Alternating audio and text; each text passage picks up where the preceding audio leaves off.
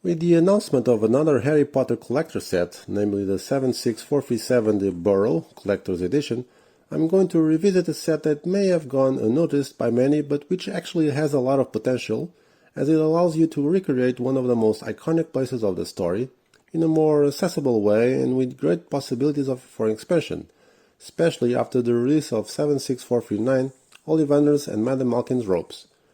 In fact, for older collectors this could even go well with the 2011 set, but I'll get to that later. It's the 76422 Diagon Alley Weasleys with the Wheezes, a set from 2023 and is expected to be retired by the end of 2024. It contains 844 elements and a retail price of €95 or $90, equivalent to a price per piece of 11.4 cents in euros or 10.8 in dollars. And I'll start with the best, the minifigures. 7 is an excellent number, especially because most of them are exclusive, and even more considering that none of them are Harry Potter or Hermione Granger. I don't consider them all exclusive because there's a funny detail here. I don't know if it's on purpose or not, but the twins Fred and George have the same elements as in 75978 Diagon Alley, but with their torsos swapped regarding the 76422 set, a difference in the torso's ties colors. In one, Fred has dark orange, and George has dark red, as in the other set it's the opposite. Ron features a unique torso, just like his sister Ginny. Lavender Brown makes her second appearance on a Harry Potter set, also with a unique torso, and Romilda Vane actually makes her debut. Final note to the Owl Post employee, with a new purple torso. The last one is really a surprise, that it is not common to have references to the Owl Post, although letters are very important in this saga. It seems to represent the one at Universal Studios, as the style and colors are very similar. If so, the reduced dimensions of the building are explained, occupying only an area of 8x8, which includes sidewalks. The interior, an entrance door with a gate or barrier with a huge sticker on the background with letters and orders, and some nests and with eggs. These are from the owls that occupy the second floor of the set, represented with 4 identical stickers. The roof is simple and hides a window where letters are thrown by the post owls, tumbling between slopes until they reach the ground. And yet, people still complain about the Portuguese post office? Special note for some elements, such as the mailbox, the owls, mainly the golden one, and the tiles with logo, although these are stickers. And all this just with 2 bags. The remaining 8 are dedicated to the main building, the Weasleys Wizard Wheezes. It is obviously much simpler than the one represented in the big Diagon Alley, but with a different approach in the design because of the curved windows that only appeared the following year after the large version came out. The building, in shades of lavender and orange, has a facade practically covered in windows, most of which are curved. The interior reveals 2 floors full of boxes and articles representing the tricks and games that the Weasley twins sold, with some excellent references to films and books.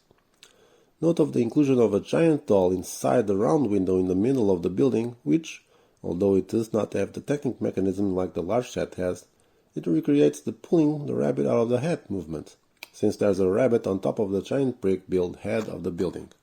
Highlight for the rabbit, which is a Friends element without any print, completely white. These 2 buildings contain technique pins at their base which can connect to each other. This year we have already seen that at least one more set from this theme was released with the same system, representing 2 more buildings from Diagon Alley, the 76439, Ollivander's and Madame Malkin's robes. Therefore, I think it's safe to assume that more sets of this type will be on the way. However, in 2011 a set appeared, actually one of the best Harry Potter sets until that date, if not the best, and which can now be placed next to this one. The 10217 Diagon Alley is a set that has 3 buildings more or less of the same scale. Gringotts Wizarding Bank, Borgin and Burke's, and even Ollivander's Wand Shop. It is true that the latter also appears in the most recent set, but the other 2 do not have any other version, at least on this scale. Do they look good next to this one? Truth is that they do look good, if they are not connected to each other through technique pins. Firstly, because the older set does not include this system. Nothing that can't be worked around with some slight modification, but the biggest problem is that they can't be placed side by side.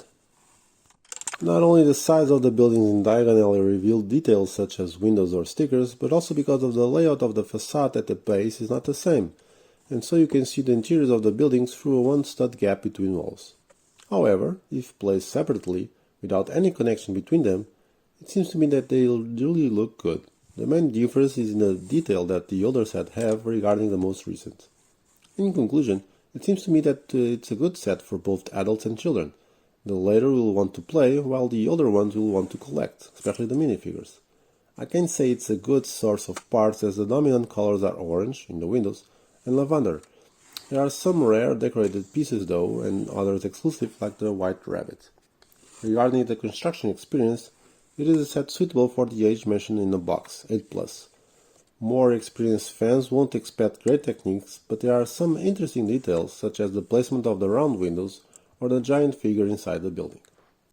The best thing about the set are the figures. First, the surprise of not having Harry Potter or Hermione, then a set of figures with rare or exclusive torsos as some of the heads. In terms of playability and in display, there is a lot to play with a number of items in the store, and to display them too, because LEGO has already released at least one more set to combine with this one, and it probably won't stop here. As strong points, I point out the figures, the possibility of being able to buy and collect buildings for the Diagon alley, little by little and at a more attractive price, and the reference to Owl Post. As for not so good aspects, the several stickers, 36, and the simplicity of the buildings, both exterior and interior. So, what is your opinion on the set? Are you going to buy it? Leave your thoughts in the comments below. Thank you LEGO and the Land for sending the set for review. Opinions on it are my own. And don't forget to like, share and subscribe to the YouTube channel. Don't miss the speed build of this set in the next few days, as well as more reviews of the retired sets, some classics, lighting tutorials, and even more novelties. And most importantly, play well.